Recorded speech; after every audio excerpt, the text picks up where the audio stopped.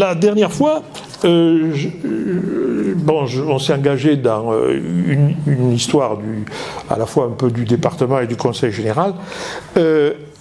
J'avais évoqué dans la première séquence l'ombre des États de Bigorre, n'est-ce pas, au moment de la création du Conseil général. Beaucoup de gens avaient, parmi les premiers conseils généraux, etc., et notamment dans l'ancienne noblesse, espéré rétablir les États de Bigorre, qui en fait avaient un pouvoir, un réel pouvoir. Bon, c'est pour ça que j'ai évoqué dans une première introduction, leçon d'introduction, les États de Bigorre, que j'avais intitulé « L'ombre des États de Bigorre ». Aujourd'hui, je vous avais dit la dernière fois qu'on pouvait couper ça en 3 tranches de 70 ans. En mettant à part la parenthèse de Vichy. Parce que de 1800 à 1870, c'est vraiment une assemblée de notables qui est sous le contrôle du préfet. C'est ce qu'on va voir aujourd'hui et la prochaine fois. Et puis, après, de 1870 à 1940, sous la Troisième République, ça a pris une autre dimension, plus démocratique, mais les gens qui siègent au Conseil général, le Conseil général était un peu aussi... les gens qui contrôlaient le Conseil général avaient une grosse influence politique sur l'ensemble du département. C'est 1870-1940, c'est pile poil la Troisième République, et puis après on va passer de 1945 à 2015, ça fait aussi 70 ans. Et là où il y a eu de plus grands changements importants, notamment la loi de 82. Mais avant aussi des modifications dans les cantons, ce qui a changé la physionomie du Conseil général à partir de 1973, parce que on avait les 2 cantons de Tarbes Nord et Tarbes Sud, ainsi que le canton de Lourdes, qui représentait une très très grande partie de la population et qui était représenté que par 3 conseillers généraux. Alors on a coupé en 73 le canton de Lourdes en 2, et le canton de Tarbes, on l'a coupé en 7. Avec les 5 cantons internes à Tarbes, plus le canton d'Orléans et le canton de Séméac. Et après, en 80, on a recoupé le canton de Séméac en 2, en introduisant le canton de la Loubère, et puis le canton d'Orléans en 2, en introduisant le canton de Bordère sur les Chaises. Tout ça pour tenir compte aussi quand même d'une équité dans la répartition de la population, parce que vous aviez des cantons de montagne qui se dépeuplaient, ou des petits cantons, 5P, 4 communes, il y avait un conseil général. Bon, alors il y avait une inégalité dans la représentation, si vous voulez, démographique. Mais les cantons ont pour but aussi de représenter les territoires. Alors, c'est tout le dilemme qu'il y a dans une future réforme annoncée du Parlement, où on voudrait réduire le nombre d'élus. Mais si on réduit le nombre d'élus à l'Assemblée nationale, là c'est une remarque personnelle, mais c'est le débat qu'il y a actuellement aussi, parce que je pense que c'est enterré cette affaire, ou c'est un sommeil. Si vous voulez diminuer le nombre de députés, par exemple, mais il faut maintenir une représentation territoriale.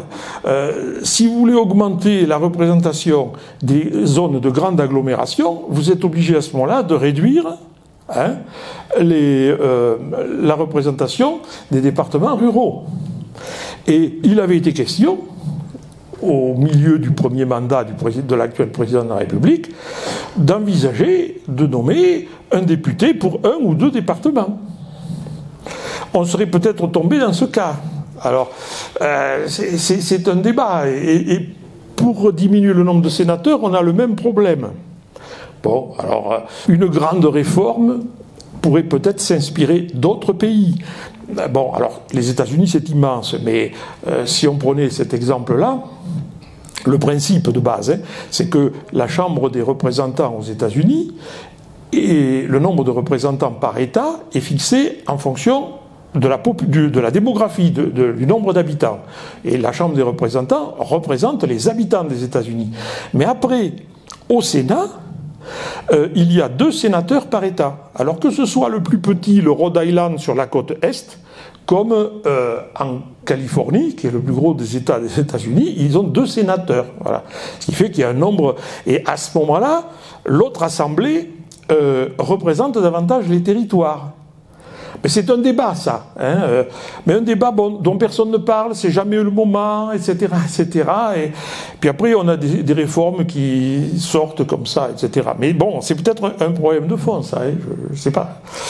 Vous savez, après aussi, la représentativité... Ben alors je m'éloigne de mon sujet, mais à l'intérieur d'un même département, quel est le poids du Conseil général par rapport aux grandes agglomérations? Hein, si on prend l'agglomération Tarbes-Lourdes-Pyrénées, ça fait la moitié du département. Bon, alors qui pèse là dans cette affaire? À Lyon, il y avait eu une expérience, hein, avec conjointe d'ailleurs avec l'accord du Conseil général du Rhône qui était aux mains de l'UMP à l'époque, c'était Michel Mercier qui était président du Conseil général, et la ville de Lyon avec Gérard Collomb qui vient de disparaître. Je crois que au Conseil général ne siégeait plus, il n'y avait plus de conseils généraux à Lyon. Actuellement, je crois qu'il y a eu ce système. Ce qui fait que le département s'occupe de toute la partie rurale du Rhône et l'agglo de Lyon s'occupe de la partie urbaine. Voilà, c'est compliqué. Puis élire un conseil général quand on habite le centre de Nantes, de Toulouse ou de Bordeaux, qu'est-ce que ça représente, quoi, voilà. Hein. Bon. Il y avait dans un petit bouquin qui avait été publié il y a maintenant 20 ans, une interview accordée à Soulet et à Cubero. Et Rassaré disait « Ah oui, mais quand moi je finance un projet dans Tarbes avec l'argent du Conseil général, on l'attribue à la mairie. Par contre, à Maubourguet, si on fait une grosse salle des fêtes au milieu, ah, ça, on va savoir que c'est le Conseil général. » Bon, c'est vrai, hein, est-ce que vous vous demandez d'où ça vient les sous, etc. Et alors entre la région et le département... Bon, tout ça, c'est parce que nous sommes dans une période transitoire aussi, il faudra y réfléchir à toutes ces institutions. Il y a des élus ou d'anciens élus, vous devez avoir une idée, parce que on le voit avec les communautés de communes. Hein, bon, on élit des conseillers municipaux, mais on n'élit pas le président de la communauté de communes. Qui a le plus de... C'est compliqué. Il faut savoir que tout ça, ça se met en place. Puis alors à côté de ça, on a une désaffection de l'opinion pour voter, hein, avec une abstention importante, etc. Mais on ne sait plus qui fait quoi, on ne sait pas comment se fait la communication. Bon, tout ça, ce sont des débats en cours. Vous avez des maires qui se dévouent et aujourd'hui ils sont attaqués de toutes parts. Bon, et dans notre département aussi, hein. Bon, j'ai une vieille copine qui est maire d'un tout petit village, et il y a un individu un peu particulier dans ce village, il se met à tirer sur des champs. Un jour, il y a 2 ans, à la Toussaint, depuis chez lui, il avait le cimetière à ligne de mire, il tirait sur les pots de fleurs qu'il y avait au cimetière. Bon. Alors les gendarmes l'ont dit ouais, doucement, c'est pas grave, c'est un individu un peu particulier. Elle est allée dire au sous-préfet, je vous donne ma démission, aussitôt. Ah, alors là, tilt, la préfecture s'est réveillée et bon, c'est les gendarmes qui sont venus d'eux-mêmes. Mais bon, on a des petits problèmes qui se posent. Et j'avoue que ça ne doit pas être une tâche si facile, hein, et pourtant ils sont décriés de tous les côtés, quoi. Bon, bref, je ferme la parenthèse, parce qu'à cette époque-là, une assemblée de notables sous le contrôle du préfet, c'est le préfet qui commande, et puis les gens, ils n'ont pas trop voix au chapitre, alors qu'il y avait un peu plus droit sous l'Ancien Régime. Enfin, je ne suis pas un défenseur de l'Ancien Régime.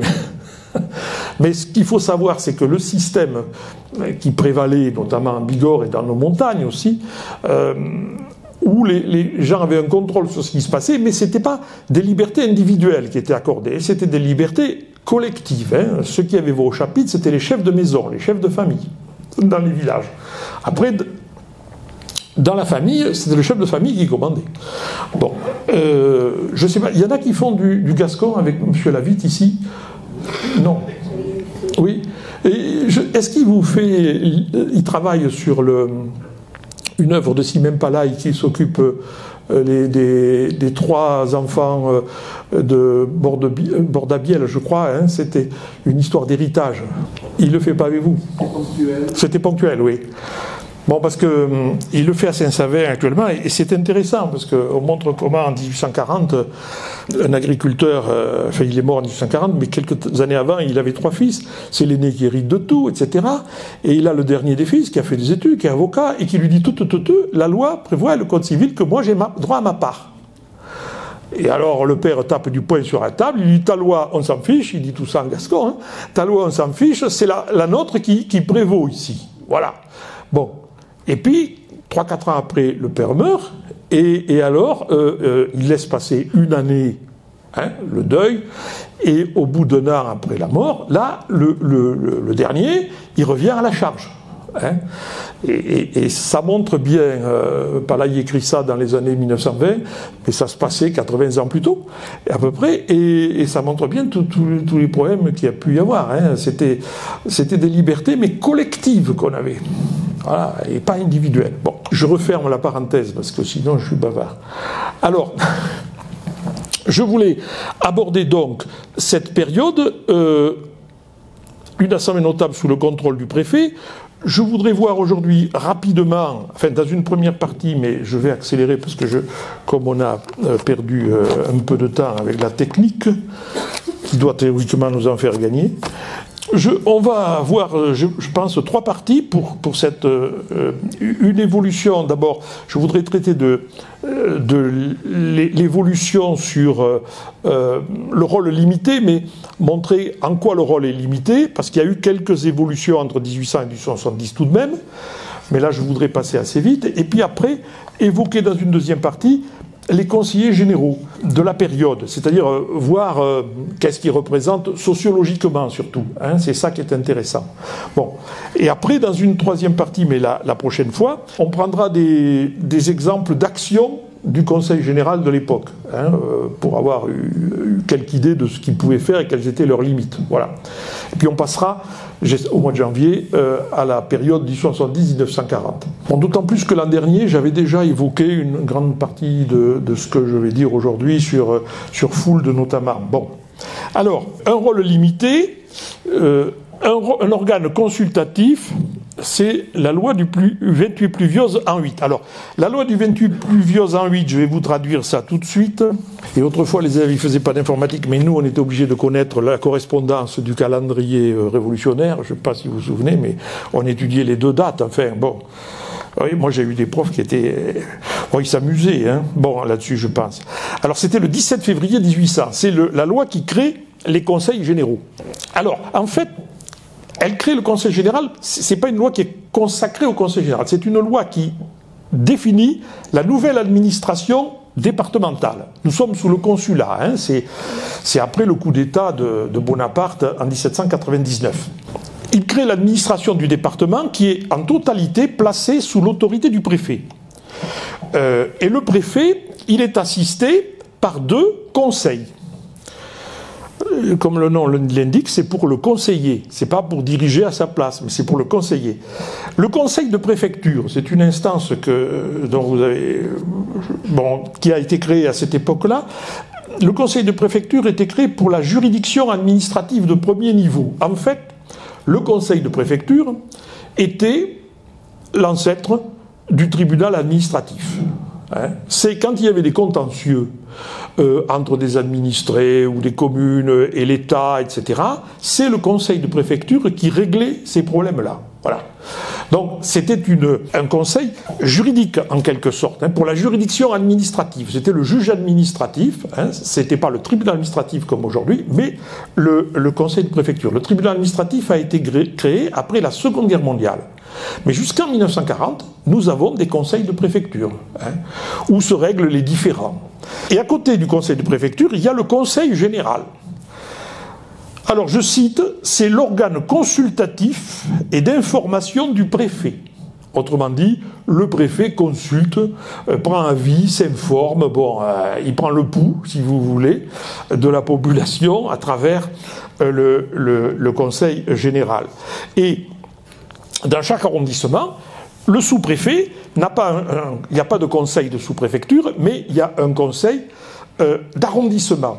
Et il y aura un conseil d'arrondissement de 1800 jusqu'en 1940. C'est Vichy qui a supprimé les conseils d'arrondissement.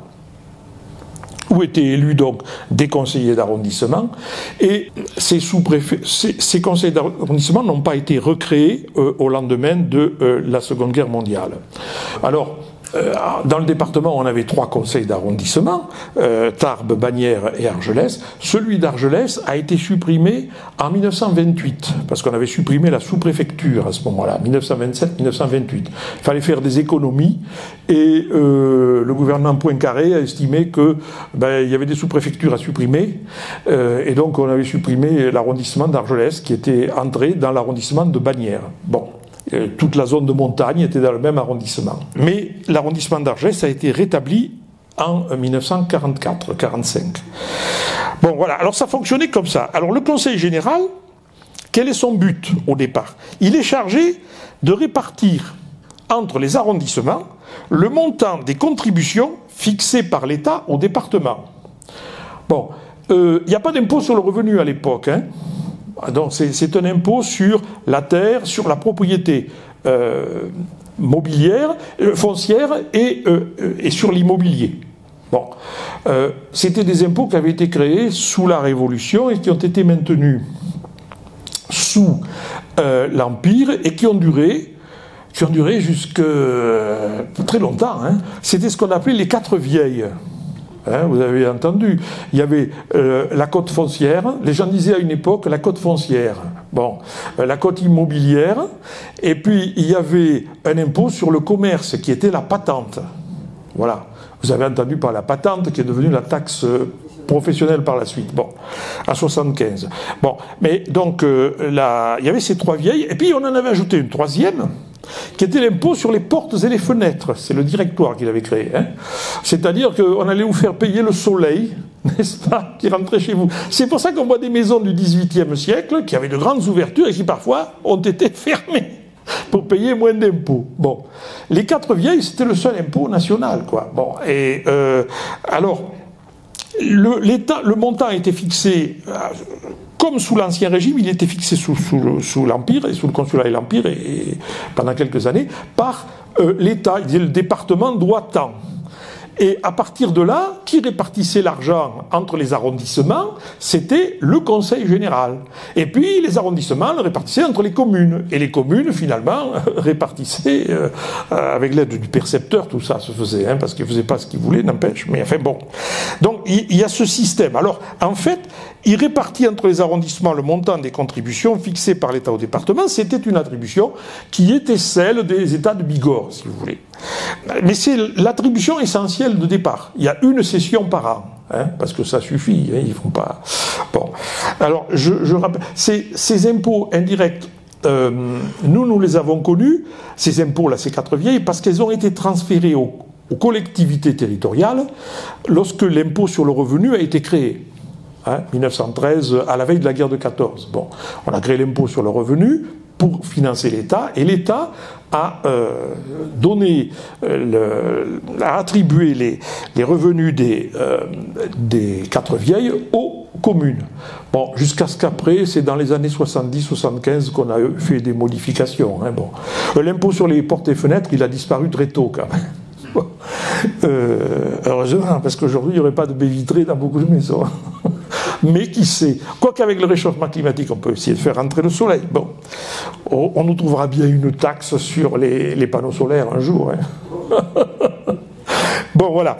On manque jamais d'imagination en matière de taxes. Alors, par la suite, je passe un peu vite, les attributions ont été un peu étendues. Elles ont été étendues, oui, voilà, l'évolution des attributions.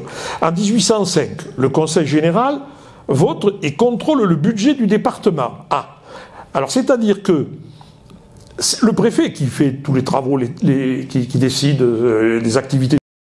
En 1811, le département se voit doté par l'État de propriétés avec les ressources fiscales destinées à leur entretien. Ah, ça c'est aussi un progrès important. Alors qu'est-ce qu'on lui transfère comme propriété? La propriété des bâtiments départementaux, la préfecture en particulier, et les routes, les petites routes départementales.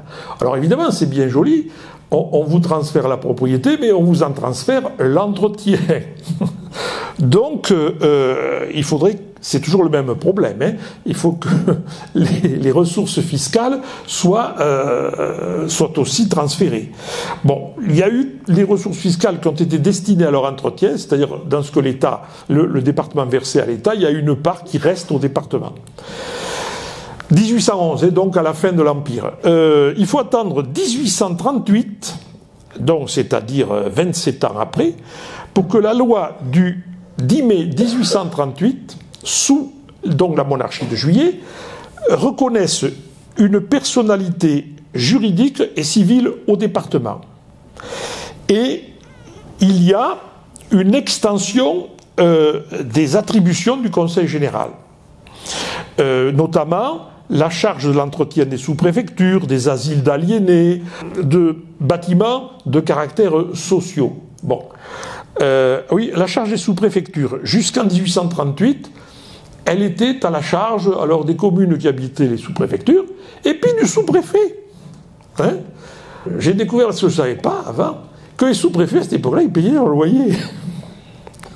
Imaginez qu'on fasse payer le loyer aujourd'hui au sous-préfet ou au préfet. Bon, bref, donc c'est transféré en 1838 à la charge des départements. Évidemment, tout ça est maintenu sous le contrôle de la préfecture et des services de la préfecture, parce que le Conseil général, à l'époque, il ne dispose d'aucun service administratif. Il n'a pas les moyens, lui, de contrôler. Donc, c'est les organismes de l'État qui lui communiquent leurs informations. Alors, est-ce qu'ils ont les moyens, eux, après, d'aller contrôler si c'est vrai, si c'est faux? Bon, c'est pas très net, ça. Jusqu'à la réforme de 1982, quand il y avait les réunions du Conseil général, chaque chef des services d'une administration, oui, chaque chef d'un secteur de l'administration départementale venait faire son bilan. Hein, et il faisait son bilan, qu'il le présentait. Et le Conseil général n'avait pas des moyens, il n'avait pas d'administration propre pour contrôler ce bilan. Ça a changé depuis 82. Mais c'est intéressant d'un point de vue historique, parce que dans les procès-verbaux annuels du Conseil général, il y a tous ces rapports. Hein, donc l'inspecteur d'académie venait faire un rapport sur toutes les activités scolaires du département sur une année, bon, et il le faisait au Conseil général sous l'autorité du préfet. Aujourd'hui, c'est plus difficile de trouver tous ces rapports, parce que c'est disséminé dans les administrations. Et depuis d'ailleurs la loi de décentralisation, il y a une administration départementale qui s'est créée, et ça double un peu l'administration encore que il y a eu des transferts d'administration qui existaient, qui dépendaient de l'État, sous l'autorité du département. Alors, bon, mais ça c'est aussi une parenthèse, mais ça pose parfois quelques problèmes. Hein, je vais prendre un exemple, parce que quand enseignant, on avait eu cette question à poser. En 2003, le gouvernement Raffarin a déconcentré tous les personnels de service, d'agents de service de l'État aux conseils régionaux, pour les lycées, et au département pour les collèges. Bon, alors ça posait quelques problèmes, ça, parce que voilà des gens qui changeaient de statut, qui devenaient fonctionnaires territoriaux, enfin ceux qui le voulaient, parce qu'il y avait un choix qui était laissé quand même, mais la grande majorité, ils ont suivi. Alors ça a dépendu des régions, parce qu'il y a des régions qui ont augmenté le salaire, etc., d'autres non. Bon. Mais qui gère ça après? Parce que ces personnels, ils restaient sous l'autorité du gestionnaire de l'établissement, qui lui demeurait fonctionnaire d'État.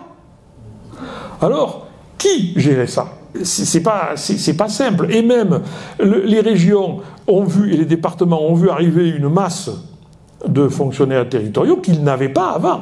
Hein, bon, moi j'étais dans l'académie de Poitiers, à ce moment-là, ce sont des fonctionnaires d'État, des intendants, disons simplement, des cadres de l'administration scolaire universitaire, qui ont été détachés temporairement auprès des régions pour gérer ce personnel. Bon, certains, après, ils sont devenus fonctionnaires de collectivités territoriales à leur tour. Bon, mais moi, je me souviens de celui qui avait à l'Académie de Poitiers, et c'était à l'époque de Ségolène Royal. Elle avait eu l'idée, elle, de créer un gestionnaire par lycée qui dépendait de la région, pour qu'il puisse être placé sous l'autorité du Conseil général, du régional, et non plus de l'État. Alors, les complications là-dessus aussi, parce que les proviseurs dépendaient toujours de l'État. Et nous aussi, fonctionnaires, les enseignants. Alors ça a toujours été un débat, ça. Bon. Et puis, dans d'autres domaines, c'est pareil, parce que je vois M. Lenaille, quand il a été nommé archiviste départemental dans les Hautes-Pyrénées en 1975, il a été nommé par l'État, un décret, on l'affecte, il est donc fonctionnaire de l'État, il peut demander sa mutation, etc. Mais M. Giustiniani, quand il lui a succédé, lui, il était donc fonctionnaire d'État. Il avait le même grade que Lenaille auparavant. Pour son affectation, il devait aller chercher son poste. Hein? Et son poste, qui c'est qui allait le recruter? C'était le président du Conseil général. Voilà. Donc, et là, il est donc chef d'un service qui dépend du Conseil général, mais lui-même, il demeure fonctionnaire d'État. Tout ça, c'est des trucs compliqués, hein, et qui mettent parfois dans des situations. Je glisse là-dessus. C'était simplement pour montrer qu'à cette époque-là, on transfère un peu de compétences, mais les conseils. Et de l'autre côté, oui, si la collectivité territoriale n'a pas sa propre administration pour pouvoir contrôler ce qu'elle fait, etc., elle n'est pas maître de ce qu'elle fait non plus. C'est une histoire très très compliquée, ces histoires de déconcentration, décentralisation.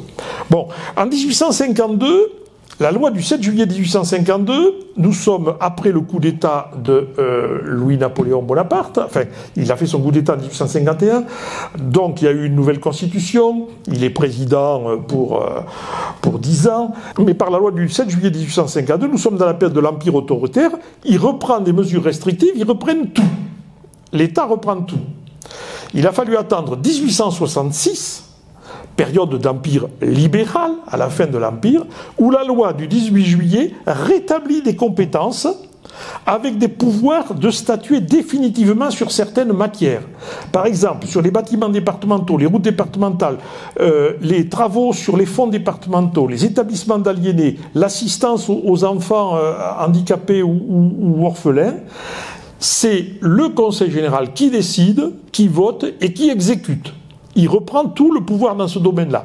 Ça, c'est l'évolution du Second Empire. Hein. Au départ, une institution très autoritaire, et puis sur la fin de la période, il se libéralise. Hein. Bon, donc voilà une idée des évolutions. On en est là à la fin de la période qui nous amène à 1870. Hein. Bon, mais les compétences sont quand même limitées, même si il y a un progrès. Alors, après, la troisième évolution, c'est l'évolution du mode de désignation des conseillers généraux. Ça, c'est plus intéressant. Alors, il y a eu, en gros, 4 périodes, je pourrais distinguer 4 périodes, je pense que je les ai indiquées, là, voilà. La première période, 1800-1833, c'est le préfet qui décide. Enfin, le préfet. Non. C'est le premier consul en 1800, ensuite l'empereur, ensuite le roi, qui nomme les membres du Conseil général. Mais il ne les connaît pas. C'est le préfet qui envoie une liste. Et en général, la liste du préfet, elle est retenue. Hein, sauf s'il y a quelques personnages influents qui interfèrent, etc. Bon, hein. Donc les gens sont nommés. Et il n'y a pas d'assises territoriales. Ils ne sont pas nommés pour représenter un canton. Hein. Ça, non. Jusqu'en 1831, par exemple, on le verra tout à l'heure, le Lavedan, il n'y a aucun Lavedanais, c'est-à-dire des gens de l'arrondissement d'Argelès, pas même de Lourdes, qui siègent au Conseil général des Hautes-Pyrénées. Hein. Bon. Donc, jusqu'en 1833. Bon, c'est le choix du préfet. 1833, en 1830, il y a la révolution des Trois Glorieuses. On entre dans une période plus libérale, sur tous les plans, économiques comme politiques d'ailleurs, et au début en particulier, Louis-Philippe a fait un certain nombre de réformes. Bon, sur le plan municipal, à partir de 1831, les conseillers municipaux sont élus. Hein. Les maires sont toujours nommés, mais les conseillers municipaux sont élus. Ça n'avait pas été le cas depuis la Révolution. Bon. 1833, c'est l'application d'une loi qui crée le suffrage censitaire. Et ça va durer jusqu'en 1848. Alors, l'idée c'est que on va avoir une élection, mais il faut payer un impôt minimal pour pouvoir voter. Aux élections législatives comme aux élections cantonales, il faut payer au moins 200 francs d'impôt par an. Bon, ça c'est un problème parce que ce cens de 200 francs, il est trop élevé. Dans le département des Hautes-Pyrénées, par exemple, en 1847, si on prend le cens de 200 francs, il n'y a que 687 personnes qui peuvent voter. Ce n'est pas 1% de la population. 687 personnes. Pour les élections législatives. Mais alors pour les cantonales, comment on fait? Puisqu'on veut asseoir la deuxième idée de cette réforme, c'est que les conseillers généraux vont représenter un territoire. Et ils vont représenter le canton. Le canton qui existe depuis 1802. Enfin, les cantons existent depuis la Révolution, mais la liste des cantons a beaucoup varié. Et après, de 1802 jusqu'en 1970, nous avons eu dans le département 26 cantons. Hein. Donc, si on représente un canton, il faut qu'il y ait une élection. Problème, dans le canton d'Aucun, il n'y a qu'une seule personne qui paye 200 francs, 200 francs d'impôt par an. Bon, alors, qu'est-ce que c'est? Qu'est-ce qu'on fait? Ça veut dire qu'il peut être le seul candidat, le seul électeur et le seul éligible, donc il est automatiquement représenté. Alors, c'est un problème dans la plupart des cantons ruraux et surtout dans les cantons montagnards. Alors, la loi a prévu une dérogation. Il faudrait qu'il y ait au moins 50 électeurs dans chaque canton. Ce qui fait qu'il faut baisser le seuil des cens. Alors, du cens. Ce qui fait que, dans le département, il y avait 21 cantons sur 26 qui n'avaient pas les 50. Hein, vous vous rendez compte? Bon, alors, en 1847, donc, avec dérogation, on s'arrange pour qu'il y ait 50 électeurs. Mais ça veut dire que le niveau du seuil va baisser. En 1847, donc, 1388 électeurs cantonaux et 687 électeurs législatifs. Ça veut dire qu'il y a 701 électeurs cantonaux qui payent un cens inférieur à 200 francs. Bon. Alors, l'explication, c'est que l'impôt, le cens, il est assis sur le patrimoine foncier ou le patrimoine immobilier. Il n'est pas assis sur les revenus professionnels. Bon. Il y a quelqu'un qui avait fait un travail sur les conseillers généraux à cette époque-là, Henri Sicamois, qui était un juge en retraite, il est décédé depuis longtemps, mais il avait publié des articles dans les Annales du Midi, une revue d'histoire locale publiée par les universités de Bordeaux, Toulouse, Montpellier, Perpignan et Pau. Voilà, j'ai oublié personne. Il écrivait ceci: la réussite professionnelle n'a pas nécessairement permis l'acquisition de biens personnels. On a par exemple, et il avait fait une étude dans le département, les 3/4 des médecins des Hautes-Pyrénées à cette époque-là, dans les années 1830-1840, eh bien, ils n'ont pas 200 francs de revenus par an. Voilà. Enfin, ils peuvent avoir 200 francs de revenus par an, mais ils n'ont pas, de propriété mobilière ou foncière qui leur permettrait de payer 200 francs de revenus par an. Voilà. D'impôts par an. Oh là là, attention, je suis fatigué. Il n'y a pas que l'ordinateur qui bug. Bon, donc je reprends. Hein. Il faut payer 200 francs de cens par an.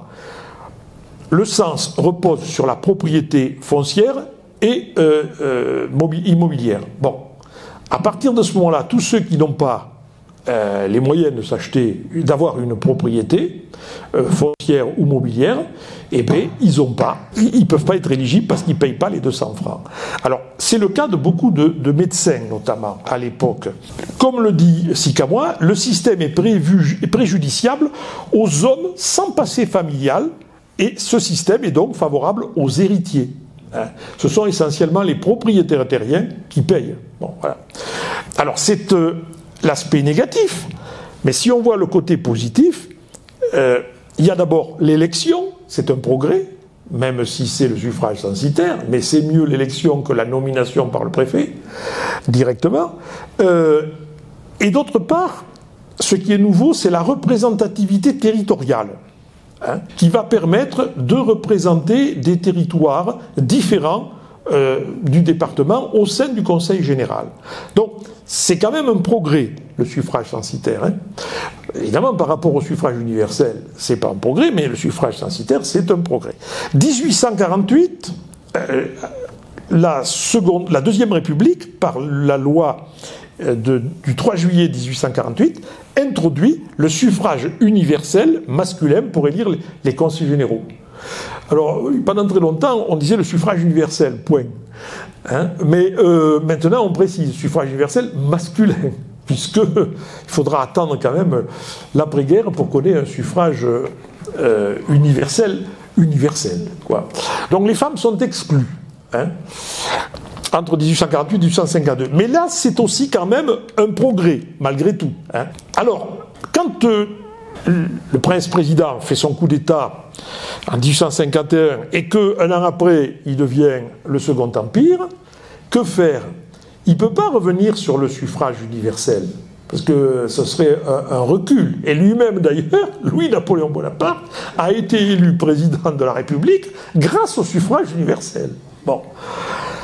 Donc on maintient le principe, mais on introduit la notion de candidature officielle.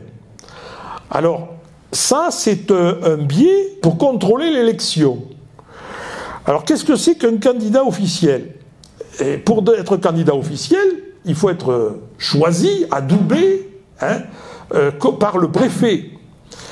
Et les candidats officiels, ils ont le droit d'avoir des affiches sur papier blanc, des bulletins sur papier blanc, et les non-officiels, c'est sur papier de couleur. Voilà. Voilà. C'est-à-dire que pour que l'opinion sache bien qui est le candidat que le préfet recommande. Bon, alors, vous voyez un peu. Après, il y a quand même des circulaires envoyés à l'administration, aux fonctionnaires, en leur disant qu'ils sont invités à soutenir les candidats officiels et à faire voter pour eux. Voilà. Alors, tout ce qui est fonctionnaire, s'il émet un avis contraire, publiquement du moins. Après, il fait ce qu'il veut quand il vote, mais encore que les votes ne sont pas toujours à bulletin secret.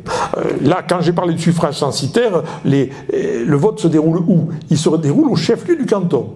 Donc les grands électeurs, enfin les électeurs qui ont la possibilité, ils doivent se déplacer au chef-lieu du canton. Et là, on est dans une grande pièce et on vote. Bon. Alors, à partir du moment où le suffrage universel masculin, ça s'est passé dans les mairies, dans chaque commune, mais l'isoloir n'est pas encore un truc obligatoire. Bon, alors c'est compliqué. Bon, il y a des gens, ils veulent pas trop se faire mal voir. Les maires qui sont nommés par le préfet, on finira par savoir pour qui ils ont voté, s'ils s'opposent ou s'ils ne s'opposent pas. Après, les fonctionnaires, dans les fonctionnaires, il ne faut pas oublier qu'il y a les curés qui sont payés depuis le Concordat de 1801. Donc les curés reçoivent aussi des recommandations pour faire voter.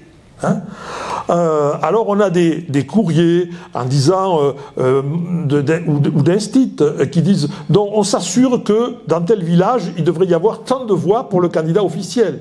Imaginez ça, quoi. C'est une manière de détourner. Le préfet donc choisit le candidat officiel. Alors je vous donnerai des exemples tout à l'heure. Donc voilà, on en est là sous le Second Empire. Après, maintenant, les choses vont évoluer sous la Troisième République. Bon. Sur un pays, il y aura d'autres choses, parce que quand on va voter à la mairie, et bon, il y a quand même d'autres moyens. Bon, par exemple, on sait comment faisait Fould ou d'autres. Ils avaient toujours des représentants au moment du bureau, dans les bureaux de vote des mairies importantes, surtout rurales, en disant hey, vous passerez à l'auberge, vous passerez au café à côté après, parce que il sert la tournée le candidat. Hein, bon, et alors après, ça donne, on sait tout ça parce qu'après il y a des plaintes, il y a des gens qui demandent l'annulation de telle élection ou telle élection. En donnant énumération, ils ont versé des pots de vin, ce qui était le cas de dire. Hein. Bon, le marquis de Breteuil était familier de cela. Hein. Bon, voilà, on peut en dire beaucoup. Alors voilà, ça c'est une évolution du mode de désignation qui montre, alors malgré tout, hein, il y a un progrès démocratique. Hein, même si c'est insuffisant. Alors après, évidemment, c'est limité par la candidature officielle. Mais on voit bien que le préfet et la préfecture, l'administration, veut garder le contrôle de l'Assemblée de notables. Bon, alors maintenant, les conseillers généraux pyrénéens, 1800-1870. Je voudrais évoquer leur... on va jusqu'à 15h30, hein, c'est ça. Bon, alors, parce que là c'est plus intéressant parce que c'est plus vivant, je pense. Les premiers qui ont été nommés en 1800, la première liste était quand même importante. Alors, ça obéissait à des impératifs politiques quand même. Comment nommer les conseillers généraux? Les 16 premiers, parce qu'au départ il y avait 16 membres, 16 membres jusqu'en 1833, c'est-à-dire quand on a assis l'élection sur les cantons, il y avait 26 cantons, donc on est passé à 26 conseillers généraux. Mais tant que ça a été nommé, tant que la désignation s'est faite directement par l'État, il n'était que 16. Donc les 16 premiers ont été nommés par Napoléon Bonaparte, qui était premier consul, sur la proposition du premier préfet des Hautes-Pyrénées, qui était Bernard Lannes. Ils ont été nommés le 14 mai 1801.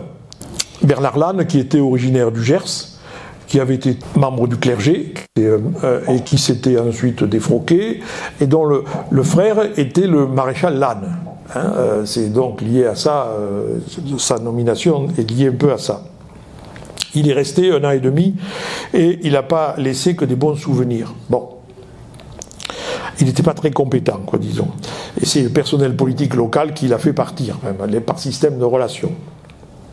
Alors lui, il s'appuie sur une circulaire du ministre de l'Intérieur de l'époque. Oui, alors, le ministre de l'Intérieur de l'époque, je peux le citer, c'est Lucien Bonaparte. Donc si je parle de Lucien Bonaparte, il faut que je dise qui c'est. C'est le troisième. Enfin, Napoléon était le cadet, il avait son frère aîné Joseph, et puis le troisième c'était Lucien. C'est celui avec lequel, c'est celui qui ne s'est jamais soumis à l'autorité de son frère Lucien. Il a fait aussi de la politique très tôt. Il a bien connu Robespierre, il a bien connu les milieux jacobins. C'est lui qui l'a aidé à faire le coup d'État, parce que lorsque Bonaparte rentre dans l'Assemblée législative pour prendre le pouvoir, au nord, c'était le bras qu'avait choisi des comploteurs, hein, et bien il s'est un peu dégonflé. Quand il est rentré, il allait ressortir, et le président de l'Assemblée, c'était son frère, qui était dans le coup. Et c'est lui qui a rétabli le morceau, Lucien, c'est un personnage. Bon. Et au départ, il est remercié, il est ministre de l'Intérieur. Bon, il connaît bien la politique. Mais après, ils vont se fâcher entre eux. Il n'aura jamais de titre de prince ou de roi comme les autres frères de Napoléon ou les sœurs, etc. Parce qu'il y a eu un différend à propos d'un mariage. Il a épousé une divorcée, ce que n'acceptait pas Napoléon Bonaparte, lequel a lui-même épousé une divorcée, Joséphine de Beauharnais. Alors son frère, il l'a quand même fait, il a publié un pamphlet pour dénoncer. Alors ils se sont fâchés, et il a vécu longtemps dans les états du pape, parce que lui aussi, il était destiné au clergé. Et puis, à la Révolution, pof, il a tout envoyé promener et il a fait autre chose. Bon, à un moment donné, d'ailleurs, il a tenté de quitter l'Europe pour rejoindre les États-Unis. Lucien Bonaparte, parce qu'il voulait s'éloigner, il n'était pas d'accord avec la politique menée par son frère, etc. Et les Anglais, qui étaient au courant, évidemment, l'ont arraisonné en mer, et il est resté prisonnier des Anglais jusqu'en 1814. Bon. Son frère n'a rien fait pour essayer de le libérer. Hein. Bon. Et en 1814... Bon, ils se sont rabibochés au moment des 100 jours, et après Waterloo, eh ben, il s'est réfugié de nouveau dans les États de l'Église, quoi. Et il est mort dans les années 1840 en Italie. Mais il n'avait pas le droit d'être prétendant au trône impérial, parce qu'il y avait une hiérarchie. Vous savez qu'il y a actuellement un prince Napoléon qui est prétendant au trône de France, hein, un héritier. Mais toute la branche qui descend de Lucien en est exclue. Voilà, elle est exclue. Bon, tout ça, c'est pour l'anecdote, mais c'est bon à savoir. Alors, Lucien Bonaparte écrit ceci, pour guider le choix des préfets. Vous fixerez principalement votre attention sur ceux qui, par leur moralité connue, par leur attachement aux principes républicains et par des acquisitions de domaines nationaux, présentent au gouvernement une garantie de leur dévouement et de leur fidélité à la Constitution de l'an 8. Alors, qu'est-ce que ça veut dire ? Bon, moralité connue. Il ne faut pas présenter des gens amoraux. Hein. Bon, ça c'est important, mais c'est affiché. Après, eux, ce qu'ils font, ça c'est autre chose. Mais aussi par leur attachement aux principes républicains, donc on tient à se placer dans la succession de la Révolution et de la République. Et le calendrier révolutionnaire, le calendrier républicain a été maintenu jusqu'à la proclamation de l'Empire. Donc, au départ, le consulat, c'est la République, c'est la continuité de la République. Une République certes autoritaire, mais c'est la continuité des principes républicains. Mais ce qu'il y a de mieux, c'est qu'on voit bien qu'il veut s'attacher une classe sociale et qu'il veut s'attacher la bourgeoisie. Par leur attachement aux principes républicains et par des acquisitions de domaines nationaux. Alors, ça, les domaines nationaux, ce sont les biens nationaux qui ont été vendus à partir de 1891 par la Révolution, les biens d'église, par exemple. Quand en 1790-91, le problème est celui de la rémunération du clergé. On pense qu'on va gagner de l'argent en vendant les biens des églises, les biens des monastères, des abbayes, etc. On va vendre tout ça, et ça va rapporter de l'argent à l'État. Oui, mais à ce moment-là, qu'est-ce qu'on fait des curés ? Eh bien, on va les payer, et d'où on crée la fameuse constitution civile du clergé, où on demande aux prêtres de prêter serment de fidélité à la République. En échange, ils toucheront une rémunération. Ce qui a mis la pagaille dans l'Église, parce que l'Église dit « il nous faut l'avis du pape ». Alors le pape traîne avant de donner son avis, et finalement le pape donne un avis défavorable. Parce que c'est le pape qui a le pouvoir sur le clergé, et c'est pas l'autorité locale, c'est-à-dire la République. Sinon, on fait du gallicanisme. Alors là, bon, on va pas placer l'autorité, le clergé, français, sous l'autorité du gouvernement français, mais il reste sous l'autorité du pape. Donc, le pape déconseille. Alors là, on va avoir l'Église qui va se diviser, avec, dans certaines régions, des curés qui vont prêter serment. Ici, dans les Hautes-Pyrénées, malgré l'avis de l'évêque, les curés ont massivement prêté serment. C'était des curés pauvres, c'est ceux qui avaient besoin de revenus. Mais dans tout l'ouest de la France, la Bretagne, la Vendée, les départements de Vendée, l'ouest, etc., le Poitou, eux, majoritairement, les curés ont refusé. Et d'où la scission, alors d'où le soulèvement de la Vendée, de la Bretagne, etc., qui sont appuyés là-dessus. C'est une affaire très complexe, cette histoire.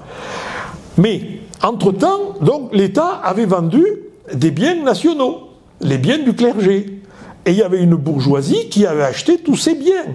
Et ces gens-là, ils sont fidèles à la République qui garantit la propriété des biens nationaux. Imaginez qu'on ait un retour de la monarchie. Et que dans la monarchie, on nous dise, hop là, tout ça, on vous le reprend. Hein. Donc, par la vente des biens nationaux, la République s'est acquis la fidélité d'un certain nombre de membres de la bourgeoisie. Hein. Bon, voilà, ceux qui avaient payé. Par exemple, moi, je pense à l'époque, il allait être élu conseiller général, d'ailleurs, à Saint-Savin, dans le canton de Saint-Savin, le docteur Clément Labatte. Clément Labatte, il était conseiller d'arrondissement. C'est des médecins de Cauterets, Joseph et Clément Labatte.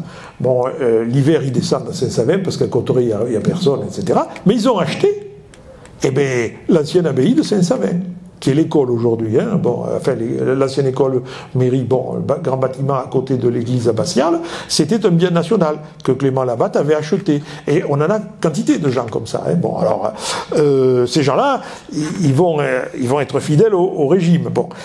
Et donc, en fait, en disant ça, Lucien Bonaparte, il garantit à tous ces gens-là qu'on ne va pas toucher à leurs avantages, hein, mais qu'en échange, eux, il faut qu'ils soient fidèles au nouveau régime. Bon. Alors, Lannes a fait des propositions, et toutes les propositions de Bernard Lannes ont été retenues par Lucien Bonaparte. L'idée, c'était de réconcilier ou de concilier tous les acteurs locaux de la période révolutionnaire, de les réconcilier ou de les concilier avec le nouveau régime, et de les rallier. Bon. Alors, quels sont sur les 16 premiers, il y en a 13 qui avaient été des acteurs importants ou actifs sous la Révolution française. Il n'y en a que 3 qui ne s'étaient pas manifestés, qu'on connaissait peu. Et sur ces 13, c'est intéressant de voir qu'il y a 4 anciens jacobins, montagnards, des gens qui ont joué un rôle important pendant la période difficile de la Révolution. Donc, il a essayé, le préfet Lannes, de prendre des gens dans les différents clans, quoi. Alors, je ne résiste pas, il y avait un certain Louis Bouvet, Pierre Guchamp, Basile Laglaise, et puis il y en a un, il y avait un certain François Abadie, avec 2 B. Hein. Je pense qu'il n'y a aucun lien de rapport avec celui qui n'avait 2 siècles plus tard, mais bon, c'est amusant. Il y en a 7 qui ont eu des responsabilités entre 1789 et 1793, puis de 1794 à 1799. Donc 7 qui avaient disparu ou qui étaient planqués pour des raisons diverses pendant la période difficile de la montagne. Et il y en avait 2, curieusement, qui, eux, avaient conservé leur fonction de maire en particulier durant toute la période 1790-99. Un certain Jean Pen dans le district de Tarbes ou Gabriel Bordenave qui avait été maire de Lourdes. Bon, autrement dit, il a choisi des gens qui avaient été, à un moment ou à un autre, tous des acteurs de la Révolution. Bon, mais voilà, ces gens-là, ils appartiennent à une petite bourgeoisie. Hein. Alors leur profession, ce sont essentiellement des gens qui ont fait du droit, hein, des hommes de loi. Il y a des magistrats, des avocats, des notaires.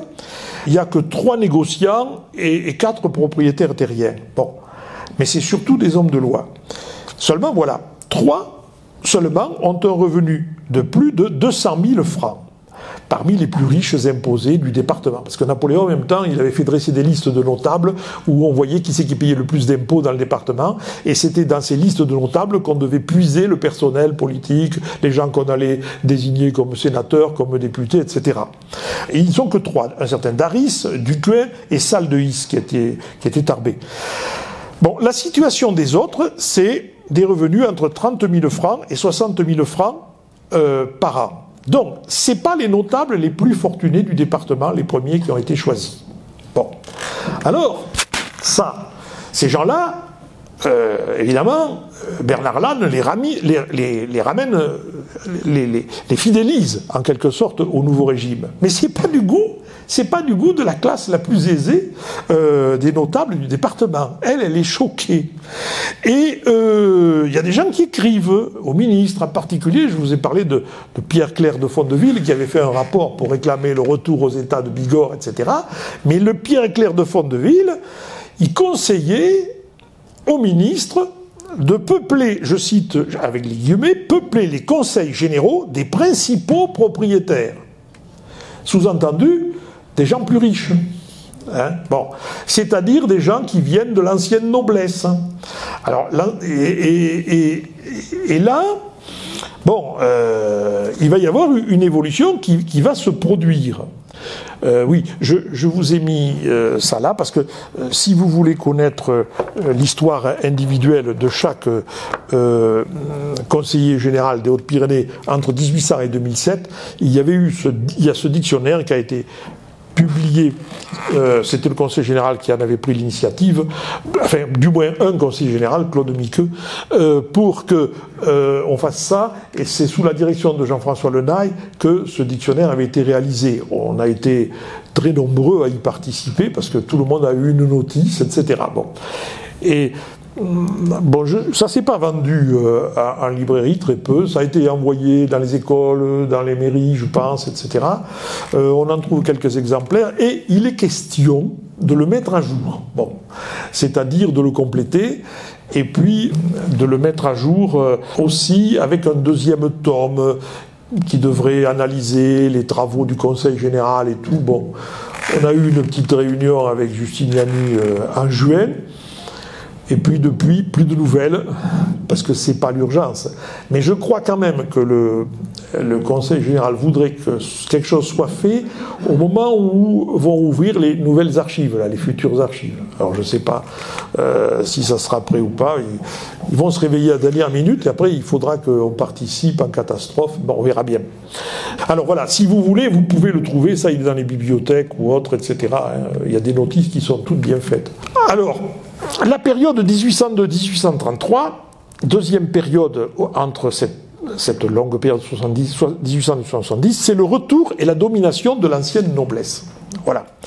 L'ancienne noblesse va finir par reprendre ou prendre une majorité et essayer de retrouver son rôle.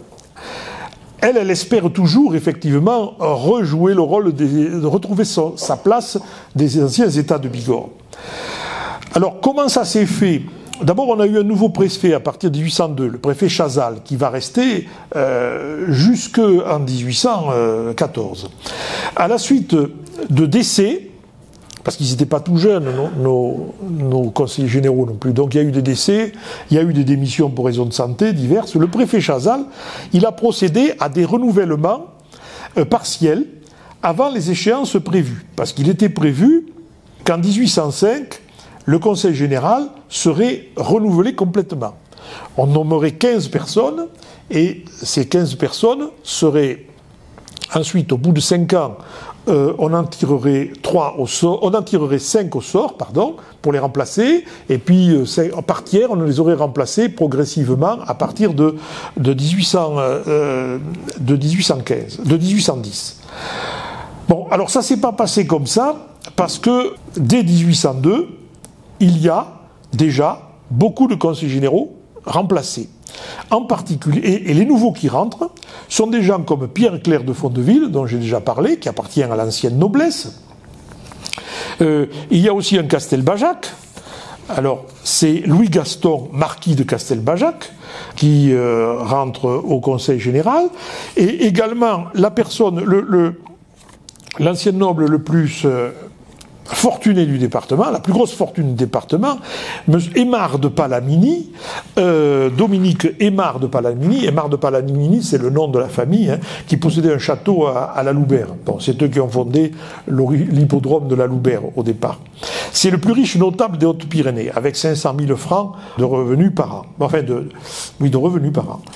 Et de fortune. Alors là-dedans, il y a l'estimation des propriétés et puis les revenus qu'ils peuvent avoir. Globalement, c'est 500 000 francs. Ils avaient tous siégé aux États de Bigorre et ils entrent au Conseil général dès 1802, donc assez vite finalement. Et donc, entre 1802 et 1810, à la faveur de tous ces renouvellements, le Conseil général prend un caractère aristocratique. En 1811, 13 sièges sur 16 avaient changé au bénéfice des anciennes familles du pays. Alors là-dedans, il y avait 12 qui avaient servi dans les armées royales, donc sous l'Ancien Régime, donc c'était l'ancienne noblesse d'épée, d'autres qui avaient servi dans la justice sous l'Ancien Régime, donc ce qu'on appelait la noblesse de robe, et sur ces 12, 6 avaient continué à servir la France pendant les guerres révolutionnaires. Bon, et vous savez que aussi Bonaparte, alors pas au tout début, mais après, il a essayé effectivement de faire rentrer les émigrés, ce qu'on appelait les émigrés, voilà, hein, parce que c'est pas les immigrés, c'est les émigrés. Autrement dit, il y a une volonté là de réconcilier les deux noblesses et de les mettre au service de l'Empire. Sur les 13, il y en a 9 qui ont une fortune supérieure à 200 000 francs. Donc ça a triplé, hein, dont Palamini. Alors, leur rôle va être important parce qu'ils occupent une fonction essentielle qui est la présidence, hein, du Conseil général. Alors, ils n'ont pas beaucoup de pouvoir, mais j'imagine que bon, il doit y avoir des réceptions, des rencontres, des discussions, on doit chercher à influencer, enfin, vous imaginez bien comment ça peut fonctionner.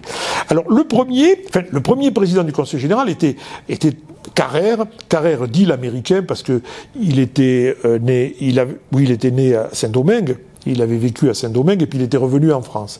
Mais c'était pas quelqu'un de la haute noblesse, c'était un bourgeois, et au bout d'un an, puisque les présidents étaient élus chaque année en session, il avait été élu en 1801, en 1802, c'est Pierre-Clerc de Fondeville qui a été élu. Alors, pour moi, c'est le premier président du Conseil général, même si factuellement ça n'a pas été lui, mais le premier, ça a été lui, parce qu'il a été réélu à 11 reprises, chaque année, entre 1802 et 1811, puis il a été réélu en 1814, 15 et 16, et une dernière fois en 1821. Hein.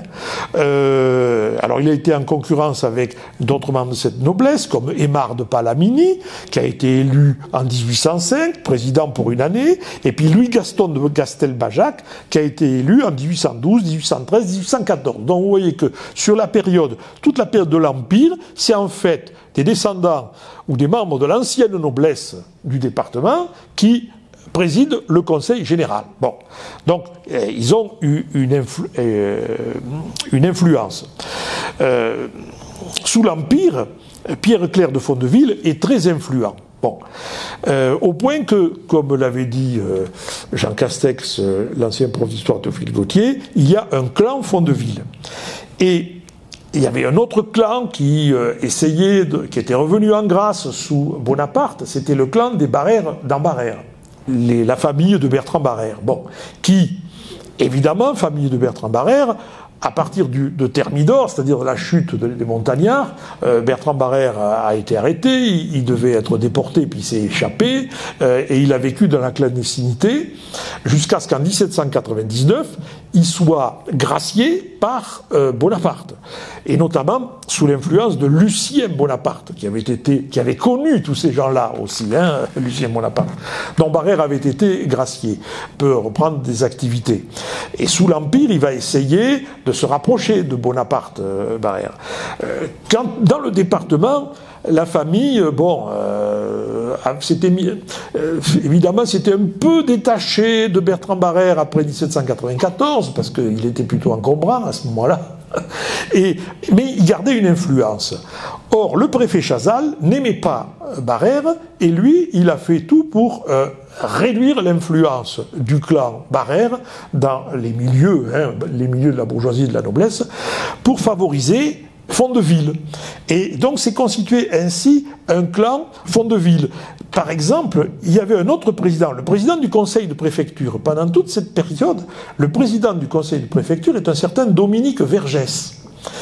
Et lui, il est proche de Fondeville, et donc il est aussi proche du préfet. Il y a aussi, l'Empire a nommé des sénateurs, un personnage qui a été anobli sous l'Empire, puisque Napoléon avait aussi créé une noblesse d'Empire, les barons d'Empire, le comte Perret. Le comte Perret qui est devenu sénateur sous l'Empire. Et lui aussi exerçait une très grosse influence. Parmi les anciens députés de la Révolution, il y avait un personnage aussi qui était important, qui était Fournier de Saint-Lary. Fournier de Saint-Lary qui avait été député jusqu'en 1792, et puis lorsque la République a été proclamée, bon, il s'est mis en veilleuse ou en silence du côté de sa région, Saint-Lary, dont il a été maire par la suite, et il réapparaît aussi à cette époque-là, et il a été élu député au corps législatif sous l'Empire. Bon, tous ces gens-là sont des proches du préfet Chanzal et sont des adversaires du clan Barère. Et ils constituent eux-mêmes un autre clan.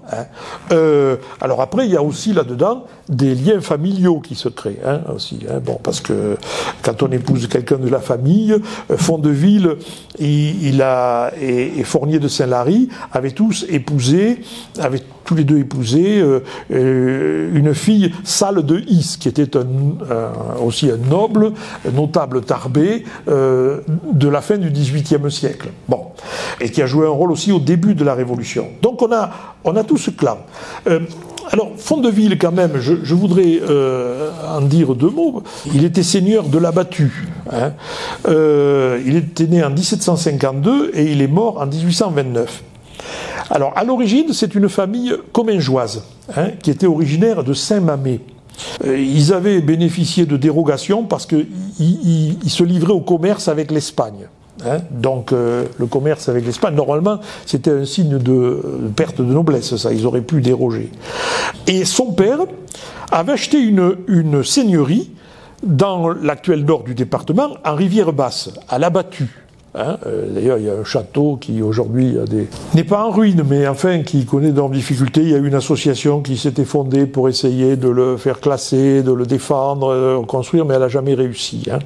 Et Pierre-Claire de Fondeville s'était retrouvé donc seigneur de la Battue, et il est enterré à ce titre dans l'église de la Battue-Rivière. Et une de ses filles avait épousé un Salle de Is, oui. Alors, il appartient à cette noblesse qui a fait du commerce avec l'Espagne, mais lui, il a fait des études de droit à Toulouse. Ce qui fait que il vit certes de ses rentes, mais c'est un noble éclairé. Au point qu'en 1789, il adhère à la franc-maçonnerie. Il est membre de la loge de Tarbes, la loge de la paix, dont il était devenu vénérable en 1788.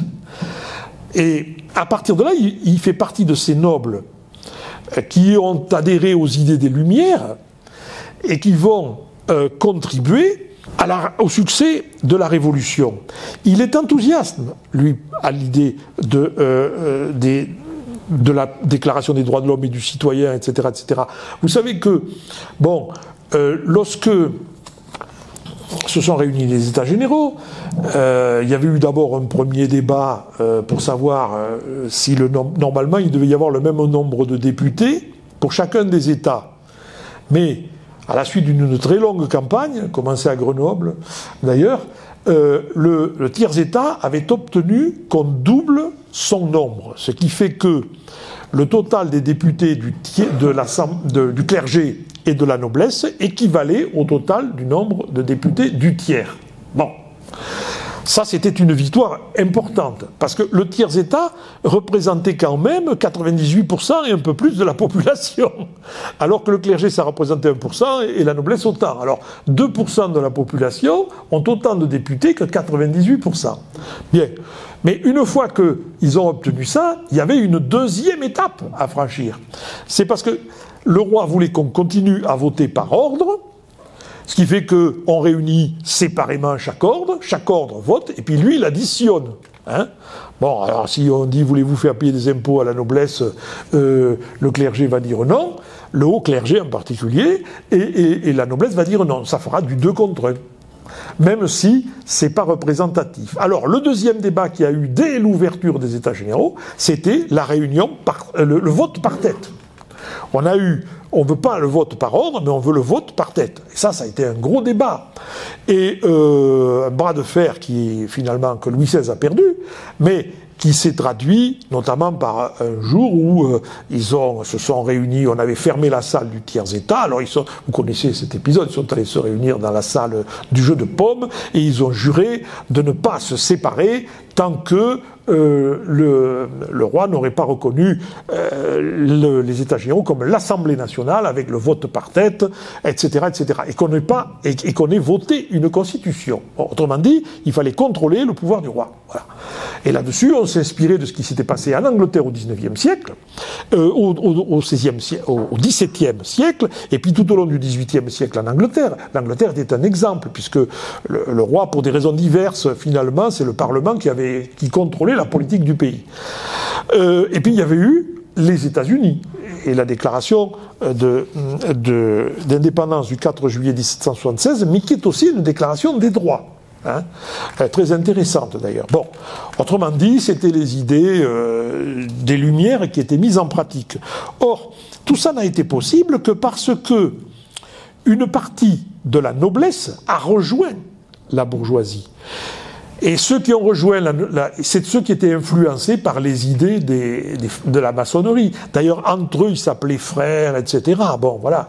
Et puis après, le bas clergé a fini par rejoindre aussi. C'est-à-dire parce que le bas clergé, il était recruté dans les milieux paysans, pas dans les milieux les plus pauvres. Bon. Donc, et Louis XVI a été obligé finalement d'accepter.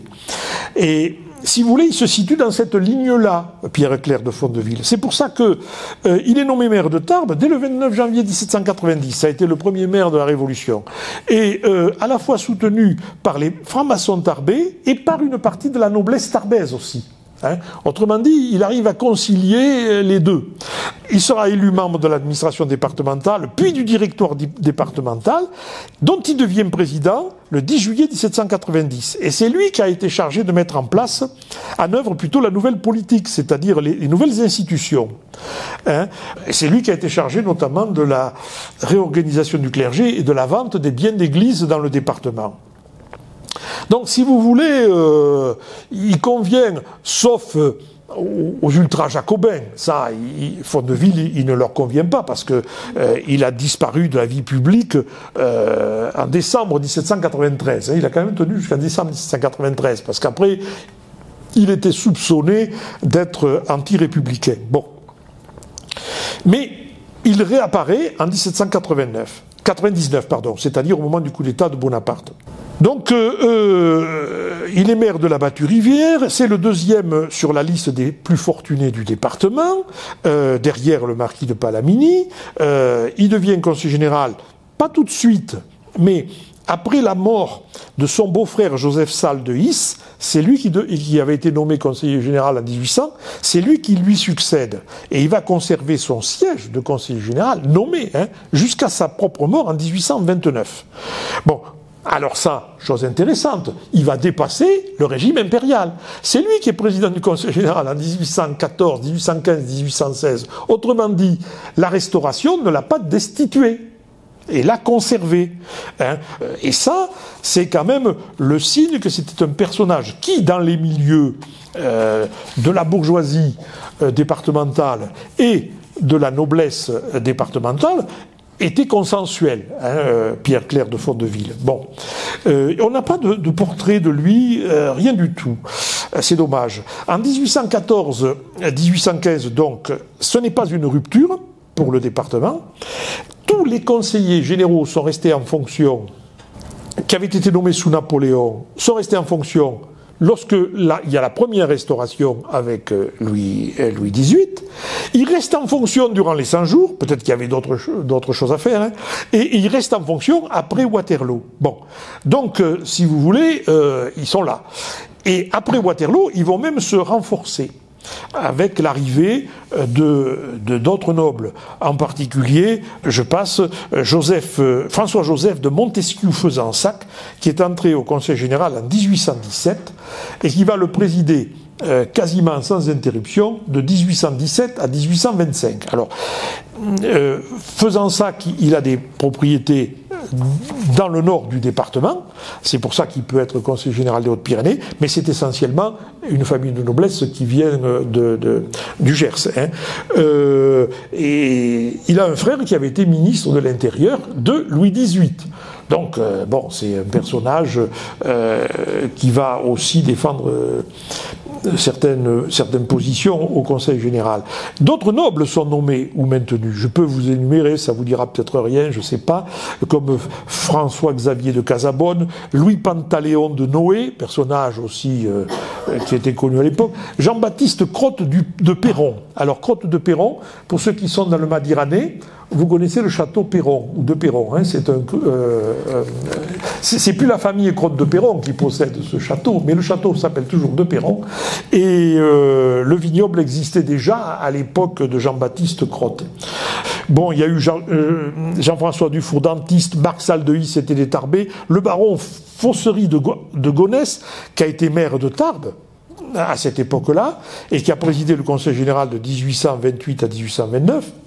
Aussi une famille très connue, à cheval sur le Gers et les Hautes-Pyrénées, la famille de Castelbajac, hein, bon, aujourd'hui elle est connue dans la couture, bon. Et puis le baron Antoine Clarac aussi, qui a été président en 1827-1829. Autrement dit, c'est vraiment l'ancienne noblesse qui tient en main le Conseil général jusqu'à la fin de la monarchie de la Restauration. La rupture, elle vient en 1830, bon, au moment des Trois Glorieuses. Et je vais terminer là-dessus, mais oui, 1830, la rupture. Après la Révolution de juillet 1830, on va avoir se succéder à la tête du département, j'en avais parlé l'an dernier, deux jeunes préfets, hein, notamment quelqu'un qui avait épousé une fille de marquis de Lafayette, etc. Ces deux jeunes préfets qui sont nommés, mais qui appartiennent aussi à une certaine noblesse dandy parisienne, et qui n'ont de source que de revenir sur Paris, ce qu'ils vont faire d'ailleurs. Hein. Alors, c'est pas eux qui vont tenir finalement, ils signent, mais c'est pas eux qui tiennent les rênes. Parce qu'il y a un personnage qui va jouer un rôle important, pourtant c'était un militaire, mais qui va s'occuper de politique, c'est le général Antoine Noguès. Vous savez, le dernier des trois frères Noguès de Castelnau, Rivière-Basse. Hein, j'en avais parlé l'an dernier, qui ont été des gens qui étaient issus de milieux populaires, hein, et qui, en 1792, se sont engagés dans l'armée française quand la République était attaquée, etc. Et ils ont fait toute leur carrière dans l'armée. Ils ont suivi évidemment l'Empire et ils ont été fidèles de Napoléon. Mais comme tous ces militaires, il y avait deux frères qui étaient généraux et l'autre il était mort, mais il était mort sur le champ de bataille, il n'était pas encore, il était capitaine, je pense. Et ces Noguès, ce sont des gens qui n'ont pas apprécié du tout ce qui s'est passé après 1815, souvenez-vous, hein, tous les soldats de Bonaparte dont on avait fait des demi-soldes, etc., dont on ne s'est pas occupé, et tout, et eux, ils gardaient une certaine rancœur contre le régime, contre l'ancienne noblesse, et contre la Restauration. Ce qui fait qu'ils ont soutenu avec enthousiasme l'arrivée de Louis-Philippe. Et lui, ça lui donnait à cœur joie. Il avait été nommé commandant militaire des Hautes-Pyrénées le 10 août, et il a joué un rôle primordial dans l'installation du nouveau régime. Certains disent que c'était un proconsul presque, hein, à la manière des anciens romains, quoi. Il a destitué tous les conseillers généraux des Hautes-Pyrénées en 1830, avant que les décrets ne paraissent. Les décrets sont parus après, officiellement, avec pour motivation une formule qu'on retrouve dans tous les dossiers de ces conseillers généraux aux archives, ces principes n'étant pas en harmonie avec l'ordre actuel des choses. Ces principes n'étant pas en harmonie avec l'ordre actuel des choses. Et Noguès nomme aussitôt 16 nouveaux conseillers généraux, dont lui-même. Et c'est lui qui va présider les sessions de 1831. Après, il sera nommé à Bayonne, parce que je pense qu'il devait être encombrant aussi, alors on l'a nommé commandant militaire à Bayonne. Et il a veillé, dans ces 16 nominations, il a quand même veillé à une meilleure représentativité du territoire. Hein. Par exemple, les Lavedanais, eh bien, ils sont passés de 0 à 4 avec lui. Il a fait rentrer au Conseil général les maires de Tarbes, Ferré, de Bagnères, Dumoret, de Lourdes, la Tapie. Ils ont siégé pour la première fois au Conseil général. Il a fait représenter les vallées de Barousse, d'Or, de Magnoac et de Rivière-Basse qui n'y étaient pas. Pour la Rivière-Basse, c'est lui qui l'a représenté. Hein. Il a fait rentrer quelqu'un comme Charles Colomès de Juillan, ingénieur polytechnicien, qui s'est beaucoup occupé de chemin de fer, de routes, etc., qui était dans les ponts et chaussées. Il a aussi introduit un rééquilibrage sociologique et politique, Parce qu'il y a 6 juristes, il fait rentrer des médecins, un ingénieur polytechnicien, bon c'est Colomès, 2 militaires, des hommes d'affaires, des négociants, des manufacturiers. Il a donc essayé de rétablir un équilibre plus sociologique, et puis il a rajeuni. Il y en a 7 qui ont moins de 50 ans. Alors que les autres, ils étaient beaucoup plus âgés. Donc 3 trentenaires. D'ailleurs, il n'y a qu'un seul sexagénaire, c'est Bertrand Fournier de Saint-Lary. C'est le seul qui ait sauvé sa tête, Bertrand Fournier de Saint-Lary, parce que il était en froid avec la Restauration et il s'agissait aussi de garder sous la Révolution parlementaire députée. Et il y a donc il y a 2 doyens, Bertrand Fournier de Saint-Lary 68, et puis un personnage qu'il est allé chercher aussi par souci d'équilibre, un gars qui n'avait jamais été conseiller général, qui s'était manifesté uniquement à Bagnères pendant la période de la Terreur, c'était Bertrand Pinac, 71 ans. C'est une surprise, mais c'est aussi un symbole. Et je terminerai là-dessus, ce Bertrand Pinac, sous la montagne, à Bagnères, on l'appelait Robespierrot. Robespierrot peut-être à l'époque, mais c'était le petit Robespierre de Bagnères. Alors ça c'est un symbole, vous comprenez. Lui aussi, il essaye de récupérer tous les courants qui existent depuis la Révolution. Et alors, ce Conseil général va durer temporairement jusqu'en 1833, c'est-à-dire au moment où on va passer à une élection. Voilà. Bon, eh bien on verra ça la prochaine fois. Le 14 décembre, merci de votre attention. Si cette vidéo vous a plu, vous pouvez nous rejoindre à l'Université du temps libre de Tarbes et de Bigorre à l'adresse utl-tb.info. Et n'oubliez pas, si ce n'est déjà fait, de vous abonner.